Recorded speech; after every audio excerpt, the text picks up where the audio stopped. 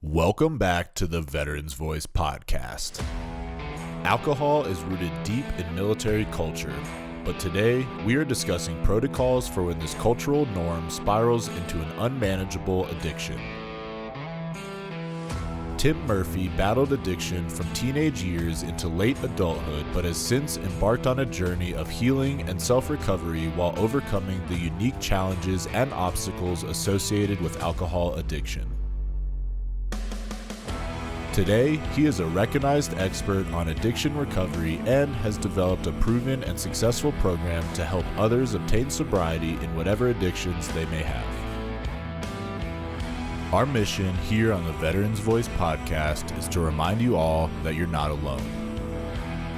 As you hear through the stories of our guests each and every week, we have all struggled, we have all turned to poor outlets to cope with life, and we have all felt alone at times. But these are the reasons we need to all be there for one another within the veteran community, a community whose voice is needed in America more than ever. This is the Veterans Voice podcast, and this is a reminder that you're not alone.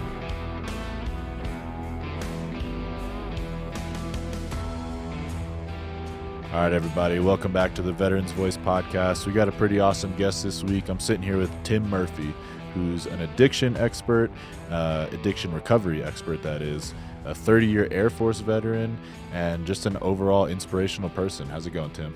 Doing good. Thanks for having me. Yeah, absolutely. So we're going to dive deep into addiction. And, I watched your TED Talk that you were on, and you talked all about alcoholism, how people get addicted to it, how people escape the addiction, the grasp of the addiction to the alcohol. And I really just want to dive as deep as possible, as long as you got.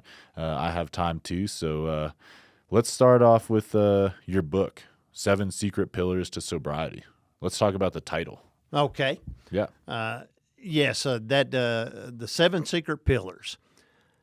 I did that when I was getting sober and going through. I went to AA, and that wasn't working for me.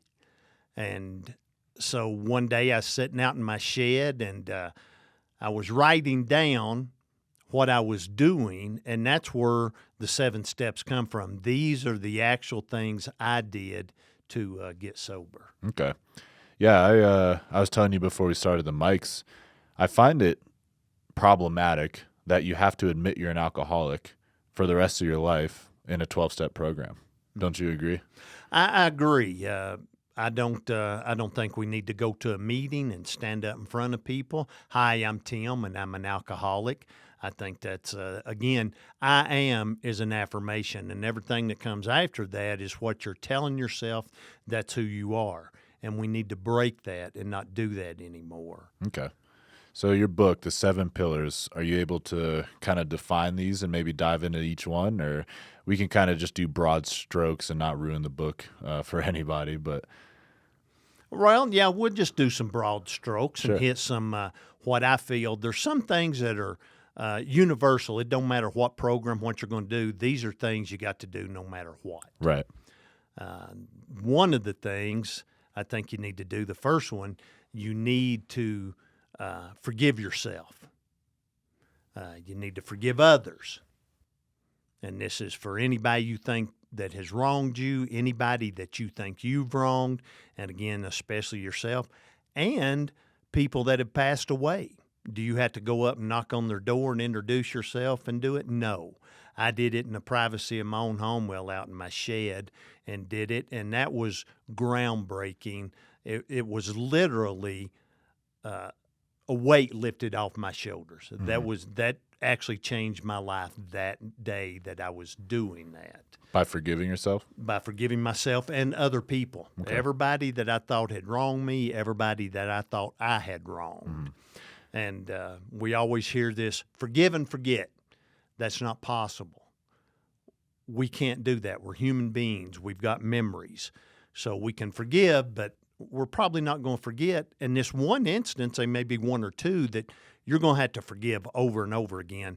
And each time it will get smaller and smaller to where it's more manageable for you and won't come back up in you and cause issues with you. But that's a big one right there, forgiveness. Forgive and accept, maybe. Mm-hmm. What do you think of that? Good, Yeah. good, very good. What did that look like for you? I'm just curious, not to deviate too far, but how did that day go? I had 2 divorces, bad ones. The second one, I lost everything. Me and my son PCS'd into Virginia with 1 paycheck in my pocket and basically what I could carry in my blazer. And I was, again, a raging alcoholic, drunk every night. And I was always, who's against me and woe is me and why'd you do that to me? And I had that kind of mentality. So when I was trying to get sober, I finally sat there and said, well, look at me now. Yes, I'm divorced twice. One of the most eligible bachelors in Colorado Springs, but that's beside the point. Right. But sat there and I had to look at what do I got? And that leads me into my other point, being grateful. Mm-hmm. What am I being grateful for, I finally qualified. I got myself out of debt. It took me over 7 years, but I did it without claiming bankruptcy.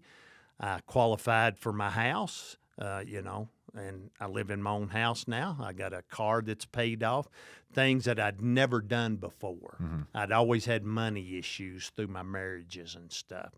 And, my son's doing good. I was doing good besides alcohol.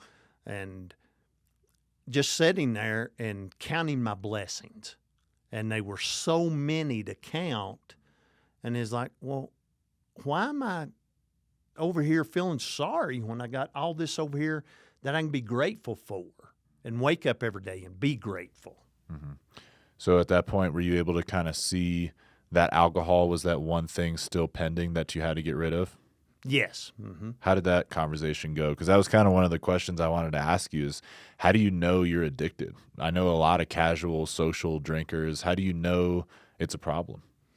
When it starts causing, in my interpretation or definition of it, when it causes problems in your life, like with me, I'll use myself as an example, problems in the marriage, problems with my kids, my distance from them. I even had problems at work. And when it's causing problems in your life, it is, whether you're addicted or not, that's a whole nother subject almost right there. But if you've had issues, you've had DUIs, court, you're in trouble with the police, things like that, you've got a problem. Mm-hmm. You need to step back from it. Yeah, for sure. I hear a lot of, veterans or just soldiers getting out of the military in general, and they're trying to turn their life around, but they still have this, lingering issue that is alcohol. And unfortunately, it affects a lot of us who are in the military. And then, you dive into the hereditary aspect of it, and it kind of just sets us up for failure moving into the civilian world, because now there is no tolerance for DUIs out here. Like, you can get fired from a job, you can lose your house, your mortgage, things like that. And it is a huge problem. So like a 12-step program, I know you have to admit you're an alcoholic, or you have to admit, the problem, but how do you do that without, accepting that you're an alcoholic forever? Like, how do you do it around the 12-step method? Right. Well, one of the things you just said right there is acceptance, 100% responsibility. And that's another thing I did during that time is like, all this stuff that's happened to me is my fault. I brought it on myself. I'm responsible for it. The common denominator was alcohol, which had fogged my brain, made me violate my moral compass and do things that I normally wouldn't do. And plus, the hangovers the next day was always a delight. But it's just taking responsibility for your actions. You brought this on yourself. You're the one that needs to fix this problem. That's hard for a lot of people to do. Yes. As I say, it's easier to just say, I'm an alcoholic. It's harder to admit you're the problem. Right. And blame a condition instead of saying, well, I got drunk and, I fondled this lady. I said these bad words to my best friend. I walked out on my tab, whatever. I drove drunk. That's the big one right there. And I put everybody on the road and myself in jeopardy. Mm-hmm. So we have a veteran. He's admitted he's got a problem. Where do you go from there? I know it's like way harder than it is that we're going to cover in an hour-long podcast, but I'm really trying to, get a message out there. So this is an opportunity to kind of tell your story and just get someone on the right path. So Right. Where do they go after they've admitted they got a problem? Again, back to take 100% responsibility for your life. You're the one that got yourself into this. You need to be the one that gets yourself out. Now, not by yourself, but you're the one that needs to work your program. And that's one of the things I believe. It's an individual. We're all individuals. There's not a cookie cutter approach to this. And you can't be assigned a sponsor or go into a meeting and say, yeah, I like Jack right here. I'll take him as a sponsor. Mm-hmm. Something usually goes wrong. Right. Jack will usually say something to you. It'll end up being, I sponsor Bobby, and he's married and got 2 kids, and he doesn't do that. Why can't you? That's, again, you've not recognized that person as an individual. Mm-hmm. And there's also, we got atheists out there and stuff like that. So, you got to recognize that. There's certain parts of it that won't work for them. So take 100% responsibility, do your forgiveness, be grateful. And another thing is build your own support network. My support networks are still alcoholics. When I went in and I announced out, not anonymously, but I announced out that I've quit drinking. I'm not going to have another drink. I told my bartenders, don't ever serve me another drink of alcohol again. You'd be surprised at how happy they were to hear that Right. and not do it. So, and my friends still drink today. I'm a designated driver for them. And what will happen is the ones that love you when you're in, say, like a bar situation, and so, a shot for everybody, they'll be the first ones that speak up and say, not for him. The ones that say, one beer's not going to hurt you, those are the ones you need to cut yourself, maybe not totally out of, but away from. Mm-hmm. But the people that truly love you, those are the ones that need to be your support network. Mm-hmm. Yeah, I was reading through your book, and you have a whole section dedicated to social techniques for being a non-drinker. And I think that's a big fear for people quitting drinking is they can no longer hang out with people. How do you go about that? Right, and I've run into a lot of those, and I tell those folks that, they feel like I can't go into a bar, I can't do this, I can't be around this place too long. It's like you still have work to do. Your self-talk is wrong, and the way you're going about it, you need to change it. So you look at our society, weddings, births, deaths, barbecues, promotion ceremonies in the military. Everything has alcohol in it. Everything. After work, hey, I had a bad day. I need a drink today. And bars are gathering places for friends, whether you drink or not. But you got to be able to go in and take responsibility for yourself once again, and be able to go in and say, this has not got control over me. I am not powerless over it. I got the power. And I'm going to use it, and I can go in and I can say no. And if you haven't got there yet, I believe you can get there. If you haven't got there yet, you still have work to do. Mm-hmm. I haven't been a huge drinker. I've drank in my life, and if I'm at a bar socializing, I'll have 2 or 3 beers. I stopped that about 2 years ago, and I have to say I did feel strange going into a bar, and I don't know why. It's like that stipulation that you think you're being judged for not drinking or something like that. But yeah, like you said, I did feel a little bit strange. So maybe I did have an issue, or I did like the 2 or 3 drinks to feel a little bit more social. But since then, I kind of, I view the bar gathering as a gathering. It's mm-hmm. me and my friends. It's not about us coming together to drink. It's about us coming together to socialize. And since I started looking at it that way, I've had a lot more, healthy and intimate conversations at bars, at social gatherings. And I think even if you do drink and you do have that social, 2 or 3 beers, you should look at it as a social interaction and not necessarily a drinking interaction. So I think the way you're saying to look at it is just the healthy way to look at it, but probably not the way most do. But yeah. Right, and I think that's because we've not been taught to look at it that way. We've been taught you go to a bar to get drunk, to drink, to pick up the opposite sex, to meet things and do like that. And then we got to frame, maybe that's what everybody else does, but me as an individual, I'm going in there to socialize with my friends, not get drunk, not cause problems, not wake up the next morning thinking, oh, what did I say? Mm-hmm. Oh, look at all these texts I've sent. Oh, my Lord. And have to apologize for the next 3 or 4 days. Yeah, or you have a black eye or bruised up fist. Exactly. It happens. The Veterans Voice podcast is sponsored in part by Optum and is produced in the Optum Podcast Studio. Optum and Mountain View Medical Group offer 20 clinics throughout the Pikes Peak region. Their primary and specialty care doctors provide quality, patient-centered care backed by Optum's industry-leading health services and technology. They are dedicated to helping our community live healthier while keeping care affordable.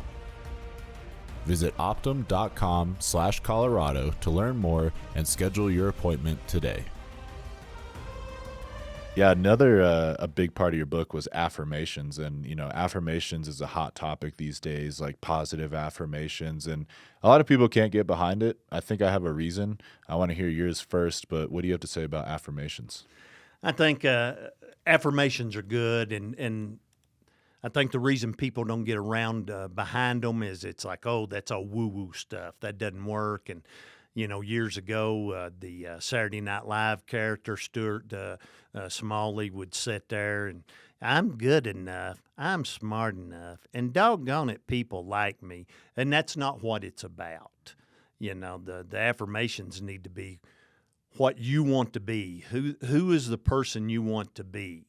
Because, again, like we opened up with that, I'm stupid, I'm fat, I'm not good at math, then you're not going to be all those things that follow after I am. So whatever you want to be, you need to I am whatever and make it personal to yourself and strong and say it. And you need to repeat it because it's not going to happen just one time because all that I'm stupid, I'm slow. A lot of times you've been told that by adults when you're children, and that has become your internal talk. And so I hope that kind of clears up. Those become affirmations, and you need to change those affirmations yourself for what you want to be. Yeah, I never thought of it that way. It's kind of like these negative affirmations are just part of us from childhood, Right. I'm a stupid kid. I messed up. Sorry, Mom. Yeah, that's a good point. Apologizing. Oh, I'm sorry I did that. I'm so stupid. I'm so clumsy. Mm-hmm. Yeah, that's the default, but it's definitely not healthy. I have, of course, very similar view of you. The affirmations have to be true, even if it's just like the tiniest bit of truth. Like you're trying to, build these affirmations in your life about wealth or success or whatever it is. You can't look in the mirror and say, I'm a billionaire. If you're not a billionaire, you're not going to believe it. They're not going to work. Exactly. But you can say, I'm wealthy, and then point out all the things that make you feel wealthy. And for me, that's not just money. It's having friends, it's having hobbies, it's being creative. I feel abundant because I'm doing all these things, not just because my bank account has a certain number. So you just have to figure out the truth behind each affirmation. Even if it's slight, you'll see that, slight amount actually grow. Yes. Mm-hmm. It's got to be true for you, and internal, something you can internalize. How important has affirmations been in this process of quitting alcohol? Oh, very important. That was one of the things, again, back to, hello, I'm Tim, and I'm an alcoholic. It's like, no, I can't say that anymore because that is what I'm telling myself. That's who I am. So I had to say, I am sober. Yeah, I'm a good person. I do not drink alcohol. I am not an alcoholic. Mm-hmm. And over time, it just starts being true. It just starts being true. I think that's why people can't get behind it is because A, they're saying stuff that isn't true, or B, they're not giving it a long enough test period to actually play out. Right, and there's, you see all this stuff on YouTube and on the internet and everything that says you want to be a millionaire, then this is what you tell yourself. And you can't talk yourself into $1 million. There's work that has to be done. For sure. But better health, losing weight, better social action with people, things like that. Stop drinking alcohol. Don't call yourself an alcoholic. Mm-hmm. Yeah, you can do that first day of work and then affirm the work you did today as your first day of affirmations. And now it's just going to be compiling over 2, 3, 4 days. Yeah, we live in a world where I think people trust others more than themselves. And so that at the end of the day, they just don't believe their affirmations. Right. Because they don't have confidence in what they're saying. Right, because other people are telling us different things, and that's who, for some reason, we believe instead of ourselves. Right. Another thing that goes hand in hand with affirmation is visualization. Mm-hmm. In what way? Because, again, you got to visualize that's who you are. I'm going to lose weight. Visualize yourself eating right, not having that second helping, not having that big slice of pie. Nothing wrong with having pie, but, sometimes we cut off a little bit more than we need. Have a smaller slice. We don't need, 7 Cokes a day or whatever. Mm. You can visualize yourself not drinking alcohol. You can visualize yourself not driving by the bar. You can visualize yourself doing different things, and that will help out with your affirmations coupling with your visualization. Right. Saying pie in your Southern accent makes me really want pie. Man, Ice cream too. Oh, man. I love me some pie, but self-control, you got to have it.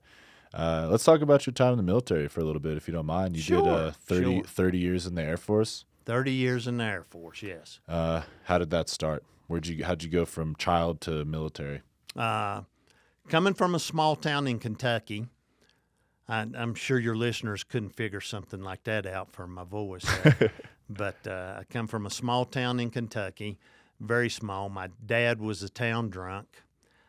Every place I went to apply for a job, and years later I found out this happened to my 2 older brothers, is your dad so-and-so. And when they'd find out who my dad was, I wasn't getting a job.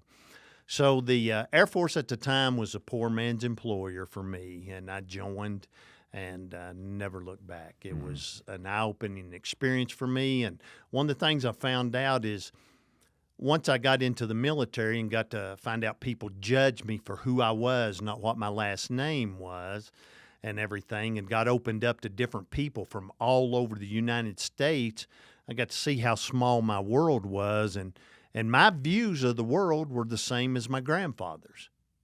And then when I got into the military and started opening up, a mind only works when it's open. And I got to seeing, my mind got opened, and I got to seeing, and it rounded me out and made me a better person. But the bad thing about the military was when I joined, I was already an alcoholic. I was an alcoholic, teenage alcoholic. I graduated high school. I was suicidal, alcoholic, low self-esteem, and the military helped change a lot of that, except for the alcohol part. Back in the 80s, alcohol was a big part of your military career. Go to commander's call. Mm-hmm. Alcohol was involved, and so on and so forth. We joined the club, and that was part of our performance report, saying that we were members of the club. So how did joining the military from a small town change you, would you say? Like, you kind of started traveling and going to all these different bases, and you grew up in this tiny little town. How did that change your outlook on life?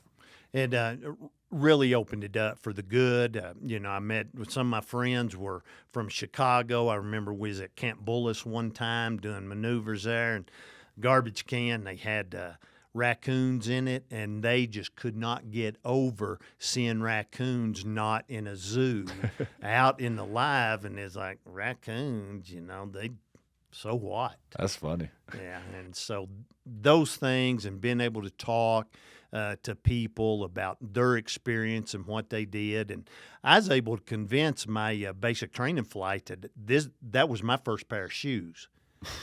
Which it wasn't true, but Right. it was easy to tell them that this is my first pair of shoes. That's what the idea they had of me.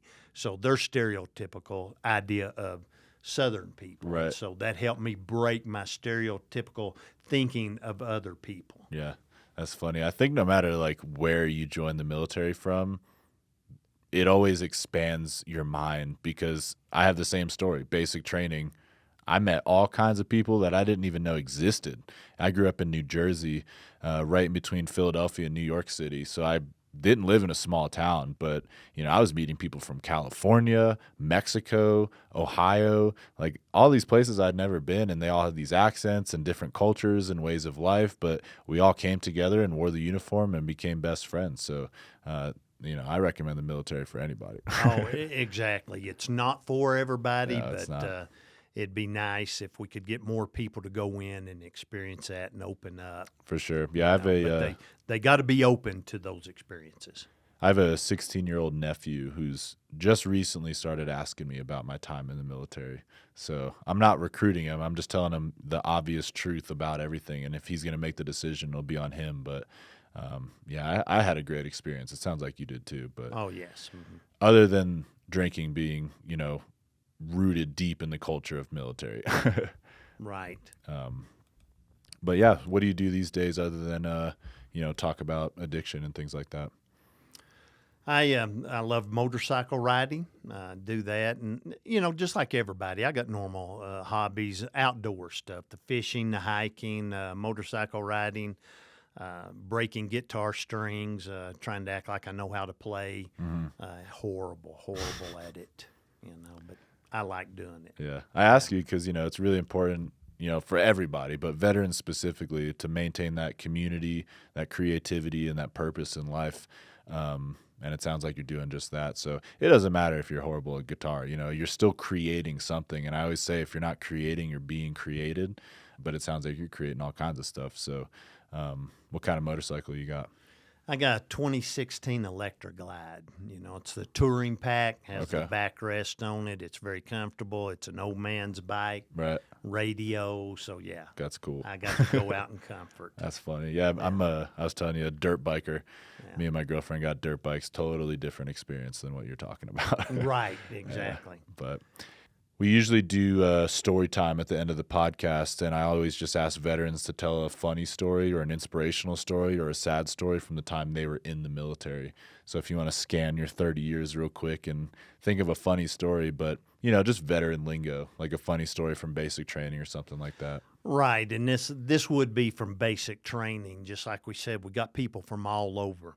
In my flight, we had a kid from Cuba was in there, and so there was three of them standing around, and they were talking Spanish back and forth, and one guy wasn't involved in the conversation, wasn't saying anything, and so they finally broke and asked him in English, "Why aren't you talking to us? Why aren't you involved?" And he's like, "I'm an Eskimo." So what does that even mean? They looked the same, but they wasn't. He didn't speak Spanish because he was from Alaska. Oh, okay. He was an Eskimo. I understand. Yeah, he wasn't from, yeah. See what I mean? You meet so many people in the military. Right, exactly. How funny. Well, what resources you got? You sent me a bunch, and I'll put them all in the show notes of this episode, but you spoke on TED Talks. You have a book, which is on Kindle. Is that right? Right now it's on Kindle. Next week it'll be a Kindle and a paperback. Okay. And I'll put all that in there. And do you have like a website or social media following or anything like that? Or you can find me on Facebook, Tim Murphy. Same thing on Instagram, LinkedIn. It's all pretty simple. Okay. Yeah. Well, yeah, like I said, I'll put all that in the show notes, any resources. That TEDx talk was really inspirational to me, and it sounded like you moved the audience, so that was very impressive. And then I was just reading some highlights of your book, and really great message, Tim. So Well, thank you. yeah, I appreciate what you're doing. And, like a lot of people we have on the podcast, you've taken your own situation and made the conscious decision to help others with it who may be suffering from the same condition. So that's a valiant effort on your part, and I just wanted to applaud you for it. Right. Thank you very much. And that is, my mission nowadays is to help people break the addiction, become free, and have a better life. Absolutely. Well, thanks again, Tim, for coming on the Veterans Voice podcast, and we'll see you soon. Thanks for having me.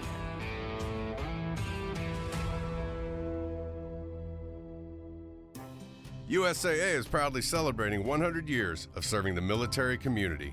It was a group of soldiers who launched USAA in 1922 by joining together to insure each other's vehicles when no one else would. Since then, USAA has grown to more than 13 million members strong. And through it all, one thing has remained. USAA is still serving the military community and their families. Find out more at usaa.com/100.